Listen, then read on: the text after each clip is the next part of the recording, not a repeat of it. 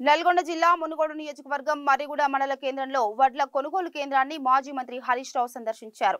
గత సంవత్సరం నల్గొండ జిల్లాలో 4 లక్షల ఎకరాల్లో వరి సాగు జరిగితే ఈ సంవత్సరం కృష్ణా నదిలో పుష్కలంగా నీళ్లు రావడం వల్ల 5.5 లక్షల ఎకరాల్లో వరి సాగు జరిగిందని అన్నారు. సాగు పెరిగిన కారణంగా నల్గొండ జిల్లాలో 7.5 మెట్రిక్ టన్నుల ధాన్యాన్ని కొనుగోలు చేస్తామని ప్రభుత్వం అంచనా వేసిందని, రేవంత్ రెడ్డి ప్రభుత్వం నిర్లక్ష్యం వల్ల 3 లక్షల మెట్రిక్ టన్నులు కూడా కొనుగోలు చేసే పరిస్థితి నల్గొండ జిల్లాలో లేదని హరీష్ రావు అన్నారు. 4000 పింఛన్ ఇస్తా అని చెప్పినావు, కానీ ఇవాళ అక్క జిల్లాల మెడలు ఉన్న మంగళసూత్రాలు గుంజుకుంటున్నావు బిడ్డ. నువ్వు అంటే మొగుళ్ళని ఇంకా బాగా దాగిపించి ఆయనతున్న పుస్తల తాడు కూడా కుదబెట్టేట్టు చేస్తున్నావు. ఇంకింత అప్పుల పాలు చేస్తున్నావు, ఇల్లు గుల్ల చేస్తున్నావు, మహిళల్ని ఆగం చేస్తున్నావు. మహిళల గురించి నువ్వు పట్టించుకున్న పాపాన పోలే. మహిళలకు ఇచ్చిన మాట నిలబెట్టుకున్నావా? 1,00,000 కోట్ల వడ్డీ లేని రుణం అన్నావు, అంత బోగసే. నువ్వు గదే పాత పద్ధతి కేసీఆర్ ఉన్నప్పటి 5 లక్షల రూపాయల వరకే వడ్డీ లేని రుణం ఉంది. 5 లక్షల కంటే ఎక్కువ తీసుకున్నటువంటి గ్రూపులకు వడ్డీ లేని రుణం వర్తించలేదు. నీ మాటలేమో 1,00,000 కోట్ల వడ్డీ లేని రుణం అని. నిజంగా అది అమలవుతుందా? సమాధానం చెప్పండి. అంటే ఇవాళ మహిళల్ని ఆగం పట్టిస్తున్నావు నువ్వు. మహిళలకు వాళ్ళ భర్తల్ని తాగిచ్చి వాళ్ళ ఆరోగ్యాన్ని దెబ్బతీస్తున్నావు, ఇల్లు గుల్ల చేస్తున్నావు. ఇది నువ్వు నిజంగా మహిళలకు చేసే సేవనా? ఏం చేయదలుచుకున్నావు రేవంత్ రెడ్డి తెలంగాణను? ఎప్పుడెప్పుడన్నా చరిత్రలా కేసీఆర్ ఉండగా కానీ గతంలో ఎప్పుడన్నా మందమ్మకపోతే నోటీసులు ఇచ్చినారే? ఇది అయితే ఫస్ట్ టైం వింటున్నావు నువ్వు. బాగా దాగిన్రి, నీ ఇలాకలు తక్కువ తాగుతుర్రు, నీ మీద కేసు పెడతా, నీ ఉద్యోగం తీసేస్తా.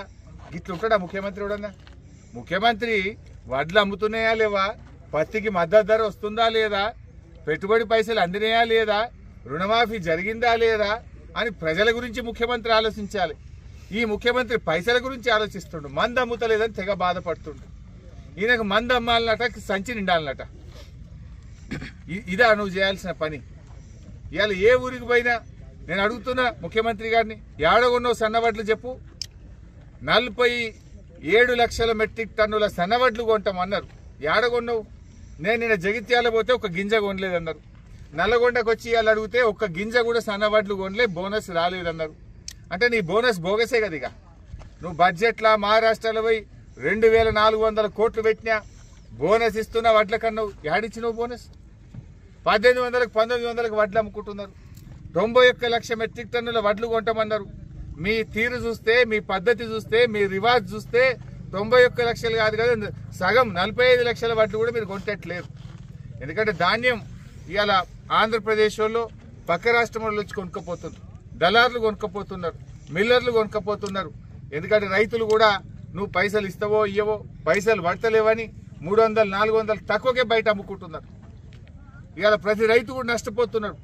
అటు పెట్టుబడి పైసలు ఇవ్వపోతివి, మద్దతు ధర ఇవ్వకపోతివి, మరి నువ్వు రైతులకు చేసిందేంది?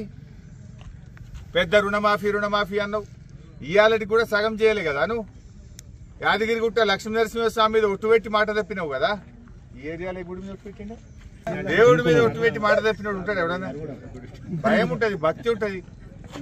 అరే ఓట్లప్పుడు ఆ బాండ్ పేపర్ మీద రాసిచ్చినావు, ఆ బాండ్ పేపర్ మీద రాసిచ్చి అట్లా తప్పివి.